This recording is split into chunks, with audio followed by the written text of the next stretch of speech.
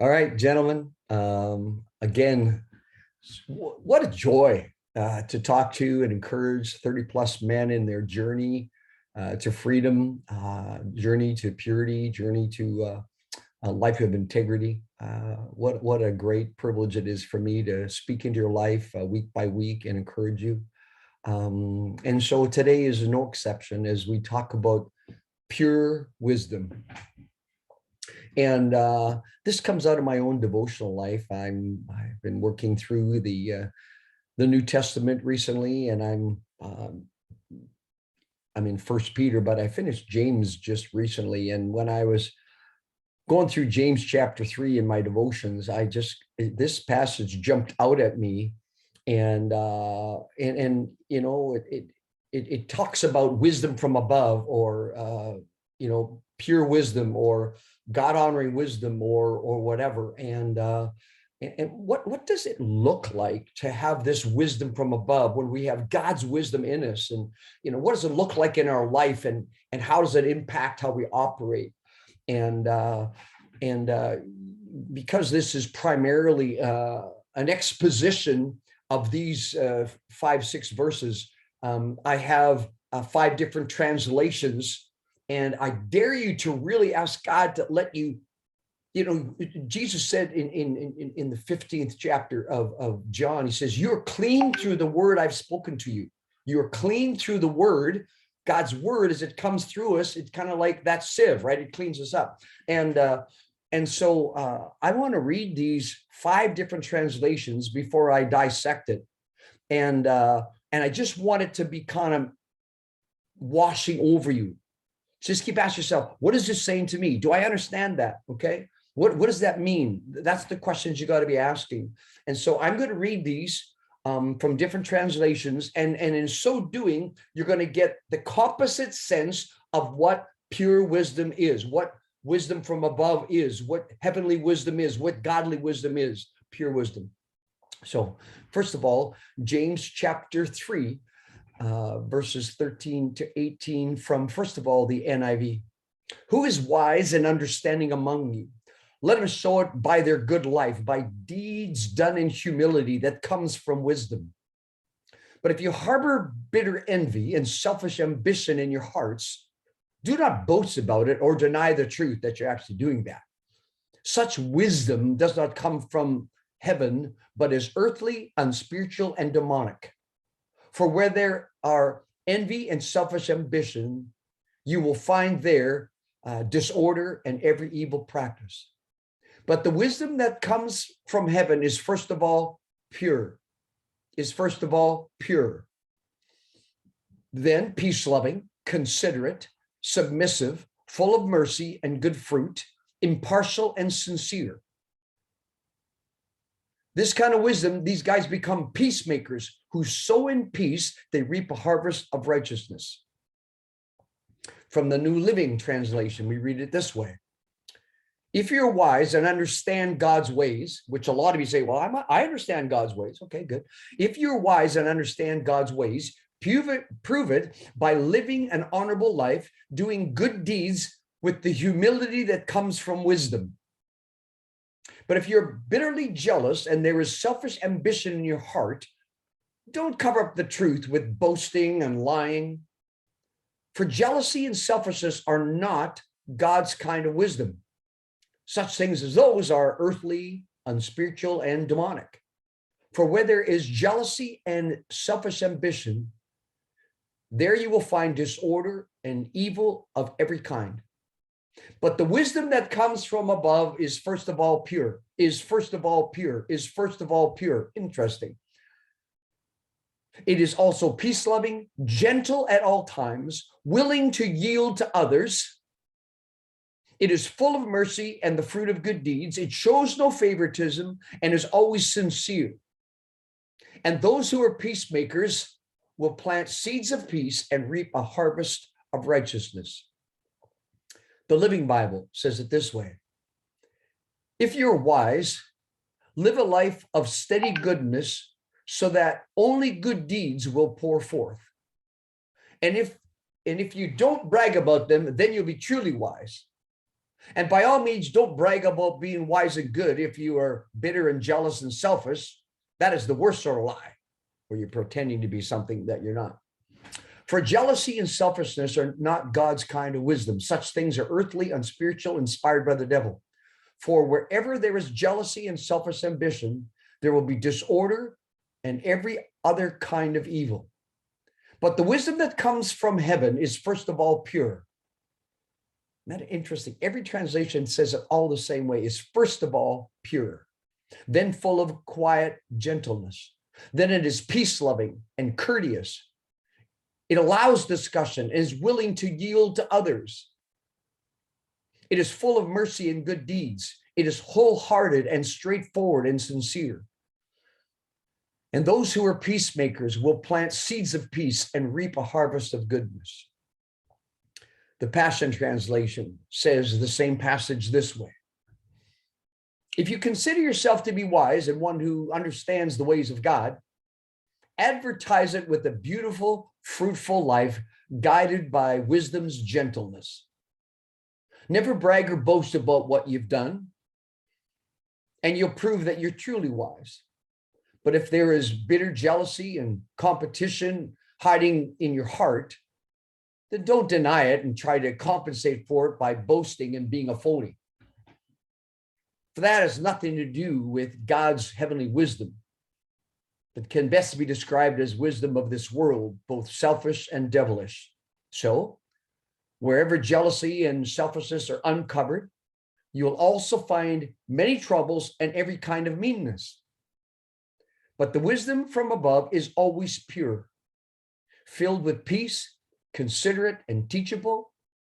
It is filled with love and never displays prejudice or hypocrisy in any form. And it always bears the beautiful harvest of righteousness. Good seeds of wisdom's fruit will be planted with peaceful acts by those who cherish making peace. And from the Amplified Version, we read this. Who among you is wise and intelligent? Let him by his good deeds, his good conduct rather, show his good deeds with the gentleness and humility of true wisdom. But if you have bitter jealousy and selfish ambition in your hearts, do not be arrogant and as a result, be in defiance of the truth. This superficial wisdom is not that which comes from above, but is earthly, secular, natural, unspiritual, and even demonic. For where jealousy and selfish ambition exist, there is disorder, unrest, and rebellion, and every evil thing and moral degrading practice. But wisdom that is from above is first pure, morally and spiritually undefiled. Then peace-loving, courteous and considerate, gentle, reasonable, and willing to listen, full of compassion and good fruits. It is unwavering, without self-righteous in hypocrisy and self-serving guile. Self-serving guile, by the way, is where you're pretending to be something you're not, and you spend your life kind of fooling others. Guile, you're tricking others. And the seed whose fruit is righteousness, spiritual maturity, is sown in peace by those who make peace by actively encouraging goodwill between individuals. You'll see very clearly that there's my way and there's God's way. There's God's plan of how to live, and there's the human way to do things. I mean, if our world isn't filled with selfishness and ambition to try to get stuff for themselves, I don't know what our world is filled with. It's pretty obvious. So let's look at the way of this world, this superficial, earthly, secular, unspiritual, demonic wisdom, my way, I call it. So what are my way characteristics? And what's really interesting, as I read this through, men who are not tracking with the Lord and not dealing with their addiction very well and haven't dealt with the roots of their addiction, they repeatedly carry out the things that are on the my way list. And when a man is moving in the direction of recovery and really letting God work in their life, they actually work in the direction of his way characteristics. And they are the opposite. And nobody's perfectly doing it God's way. But on a continuum, if more and more of your life is going in the direction that is God's way, more and more of your life is characterized by characteristics and actions and dispositions that are matching his way versus my way, you're on recovery and you're on your journey to becoming the man God wants you to be. So let's look at the characteristics of my way. If there's bitterness, bitterness is resentment, holding grudges, and those kind of things. Envy, jealousy, wishing you had things you didn't. And of course, the 10 Commandments, not only does it say in the 7th commandment, you should not commit adultery, but 10 is you should not covet. And it lists, first of all, you should not covet your neighbor's wife or his oxen or his fields or whatever. You should not covet. And it starts with your neighbor's wife. So there's actually a double emphasis on purity in relationships and not being jealousy of what someone has or envying what someone else has. Harboring is an interesting one. That's the hiding with the intent to impersonate, the lying, pretending to be what you're not. Okay, so you've heard me say this, and I'll say it again.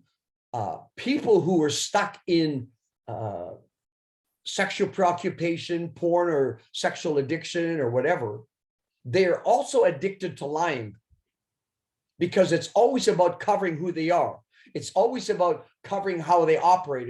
It's giving people the mirage, the living an image that you're really not, that on the outside you're pretending to be something that on the inside isn't real. See, this hiding, this pretending, this charade, this harboring. Harboring is not showing the truth. Selfishness.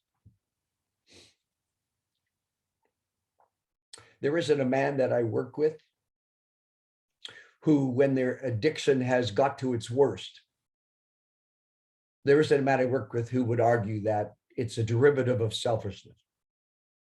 It's a derivative of me. It serves me. It's all about me. And it's not just, a life that is unchanged by the Lord is all about me. It's all about,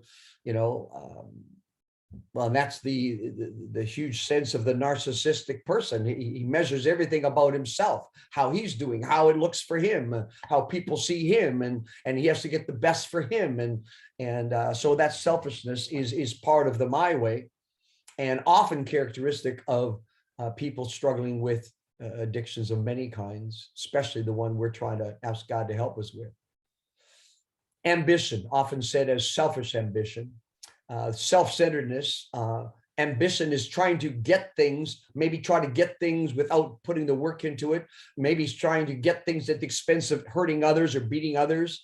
There's nothing wrong with being competitive or working hard. It's the idea of ambitious is getting to head by shortcuts, as opposed to just genuine hard work. So be careful with self-centered or selfish ambition, okay?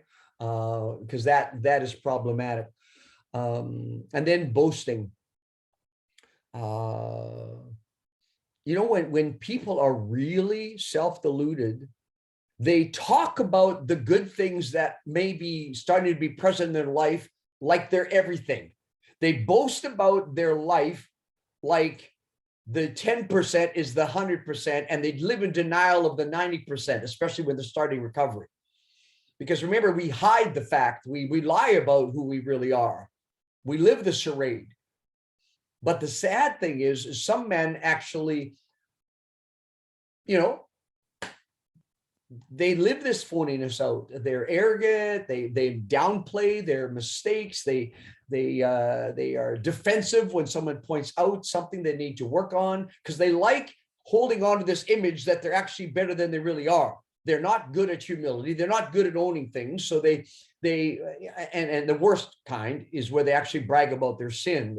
And I don't have guys doing that very often, but the worst sort of lies is where you pretend to be something you're not, or you're boasting about how well you're doing, and away from this group, away from your breakout group, you're actually not doing as well as you really are implying in the group. Denial of the truth.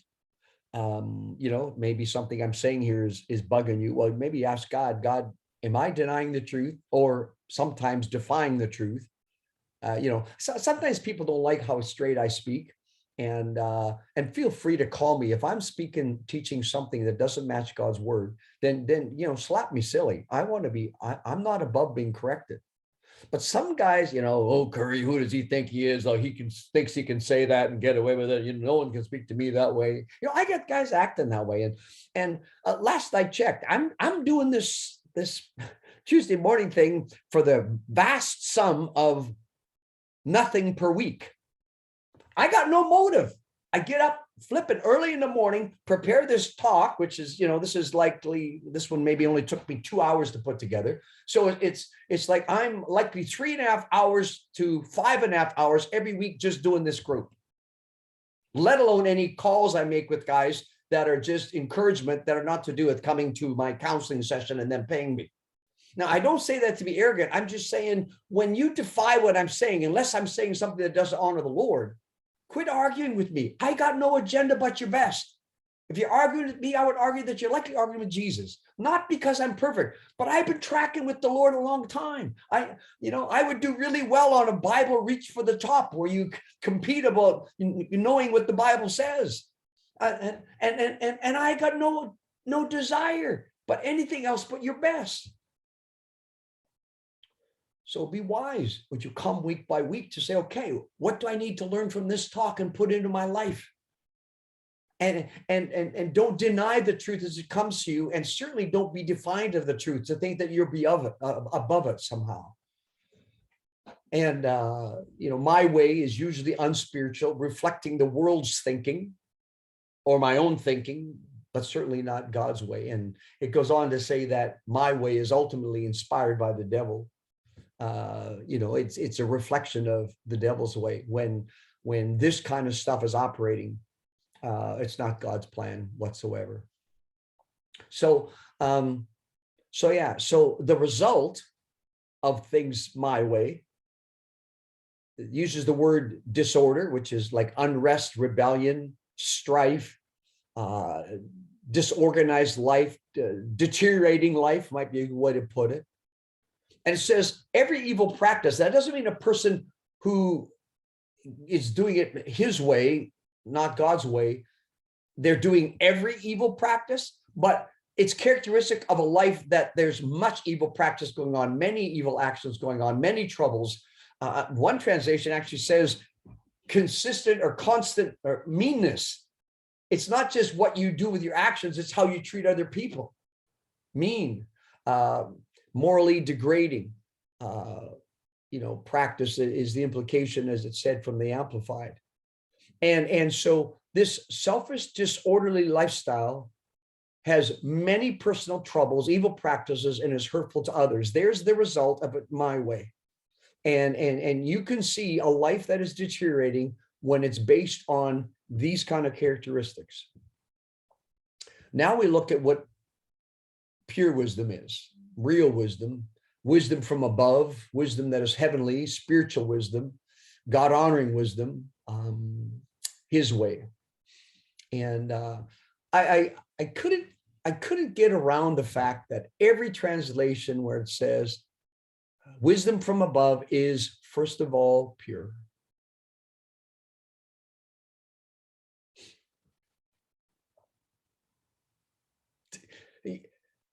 Pure, honest, integrity, morally upright. It's pretty comprehensive. But it's first of all pure. Like let's get this straight. It's first of all pure. Pure in words, pure in thoughts, pure in actions. It's a flippin' stinking complicated word because you can't get around that. It's all kinds of comprehensive. It's first of all pure. First of all, most important, it's first of all one thing. It's first of all pure. Then it's this. But it's first of all pure. And I want you to know, when you're tracking with God's wisdom, this kind of purity will be characteristic of your life. And you'll want it more and more. Men who start getting, upwards of 4 months, 5 months, 6 months clean, they start to get addicted to feeling pure. They start to get addicted to walking with integrity. Do they have temptations? But they've walked long enough that they say, I don't want that anymore. I don't want that anymore. I'm not going to go there. And I'll be honest, anytime I get tempted to, do, second glances at some lady or something, or on the internet, and all of a sudden something pops up, and, or Facebook, something pops up, and I go, yeah, I actually think about you men. And I think, well, that would be the stupidest thing going. I'm flipping 67. I love Jesus. I know the word. This is just a little trip up that if I went that way, I'd be stupid. And I'd have to say, hey guys, just so you know, I chased this week. So I kind of smile to myself and say, no, I love walking with integrity with the Lord. I love being honest with people. I love who I am. I want to live consistent to what I talk about.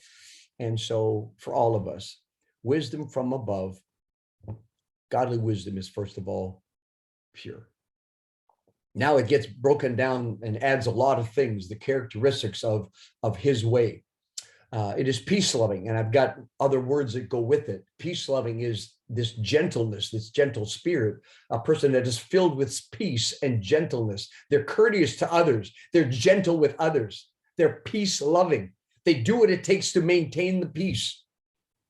They do what it takes to maintain the peace. And maybe the hardest place, maybe with your spouse, maybe with, maybe with an adult child or something, but a person who has godly wisdom is peace loving. They love living in peace. They love operating relationships in peace. There's a gentleness to it. Then it goes, says it, the person is peace loving and considerate. Considerate, and that's an extension of the gentleness at all times. Considerate is courteous.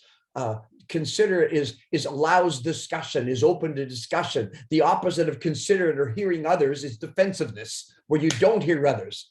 You feel someone's judging you, so you push back. You don't listen. You don't listen.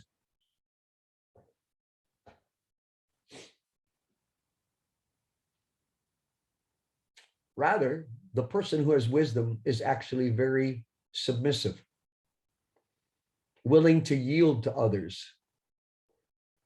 They're teachable. And part of teachability is humility, willing to learn something, willing to grow, willing to change. They're reasonable, willing to listen, submissive. Wow. And then it goes full of mercy. And full of mercy is, this is just, I treat people well. That's what it's talking about. It's filled with love, filled with compassion, filled with mercy. That the wisdom from above changes how you see people, changes how you interact with people. That you're a compassionate man. You find ways to lift others, encourage others, help others. You're full of mercy. And I mean, the next one, it says, full of good fruit, good deeds. Basically, there's a very visible lifestyle that people are encouraged with. There's a very visible lifestyle that people are encouraged with. And so the good fruit, the fruit of what your characteristics are inside, is starting to splash outside. I have a bit of an orchard, and some of the trees are just in their full year now. They've been in, and some have fruit, some don't yet. They're just still young. But you start to identify the tree by the fruit that's starting to show, peaches, apricots, nectarines, apples, cherries, yada, yada, yada, pears. I got all of those things, plums happening in my little orchard. But the tree and the roots come out and they display fruit. So the characteristics of God's way that are happening inside you start to come out and produce fruit, a life that is filled with compassion and good deeds, caring for other people. A couple more characteristics that are part of his way. Impartial. Um, Impartial means you don't show favoritism. You're wholehearted, straightforward. You show no prejudice. Um, you just accept people for where they're at and love them through stuff. And you don't play favorites. You just accept everybody.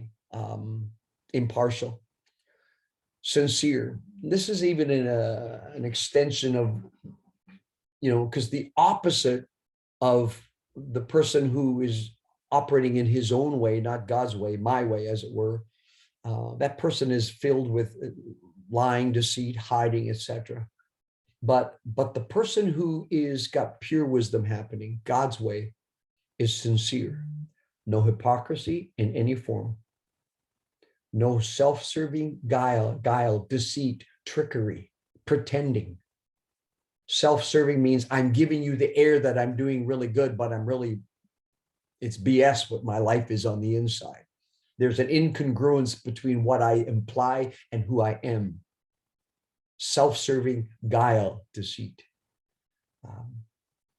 And a person who is sincere is not self-righteous, stuck on themselves, bragging about who they are. And finally, the implication about how we operate is that person not only is peace-loving, I love peace, but I'm a peacemaker.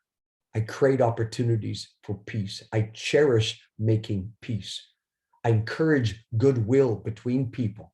I'm a man of reconciliation. I do what I can to help people be brought back together, whether it's a brother and his wife that and you're going to just try to help them, whether it's, it's a life of reconciliation. You are a peacemaker. You are trying to see healthy relationships happen, and especially in your own primary relationships. Your own primary relationships. When you really have God's kind of pure wisdom, you are a peacemaker. And I love the translation that says you cherish making peace.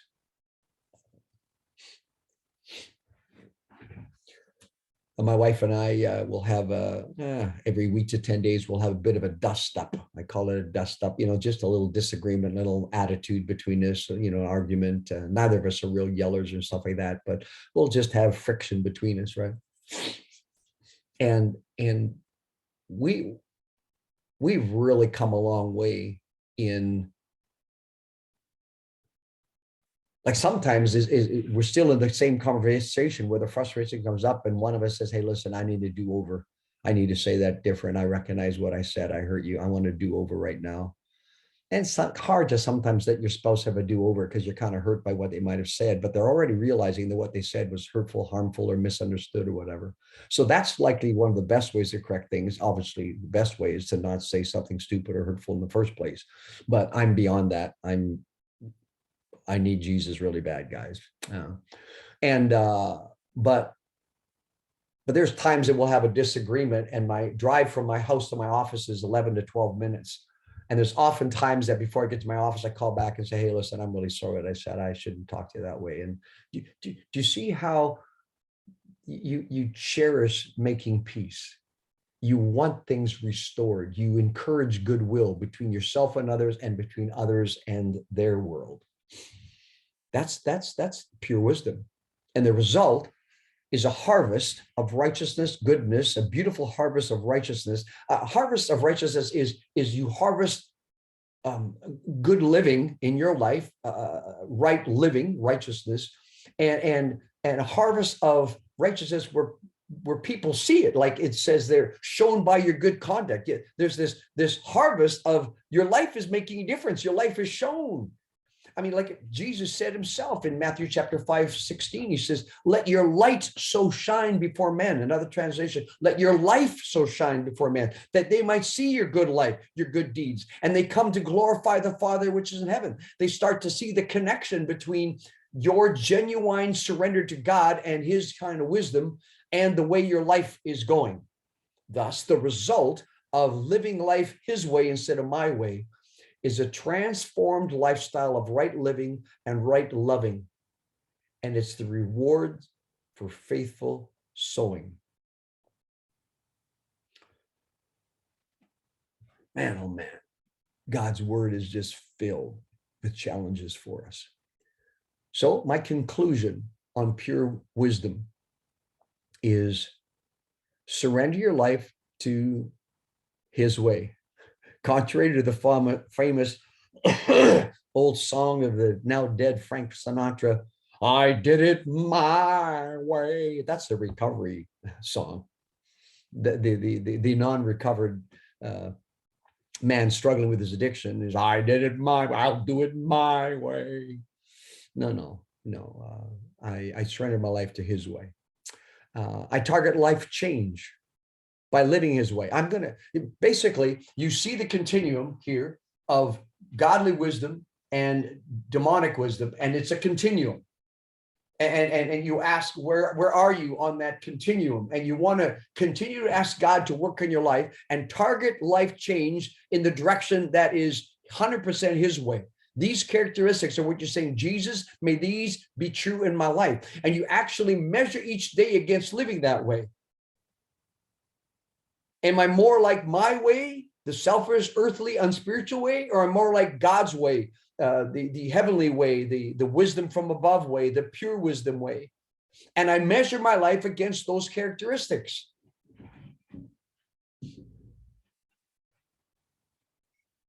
And you learn all you can about living his way in your own devotional time, through your recovery work, through your, coming to regroup and listening to these talks, through, being in church and being in a care group with your spouse, learning with the study, doing what you can to learn all you can about living God's way. And that all your relationships should reflect God's way. Do you remember in chemistry, there's these little pieces of paper called litmus tests, and you'd stick them in. It is to test whether the water is acidic or basic. Oh, it's basic or it's acidic. Litmus test. The true litmus test of whether you have pure wisdom is what happens in the four walls of your own house. How you treat those closest to you. And that's the litmus test as to whether you're moving in the direction of pure wisdom.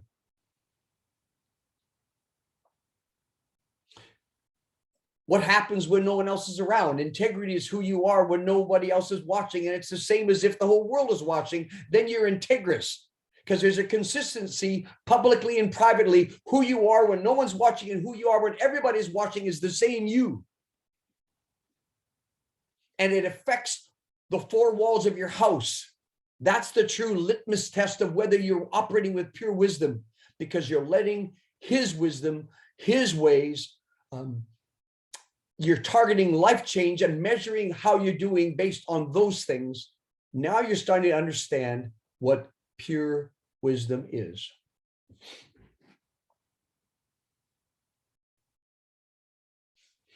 I don't know why James put it this way, but every translation doesn't bend from it. Even the most loose paraphrases that wisdom from above is, first of all, pure. All of them. They didn't, nobody tried to explain it any more than just shut up and here's what the words say. All five translations. First of all, pure. Gentlemen, pure wisdom is living this way, and pure wisdom implies it affects your purity as well. May God help us be men of pure wisdom.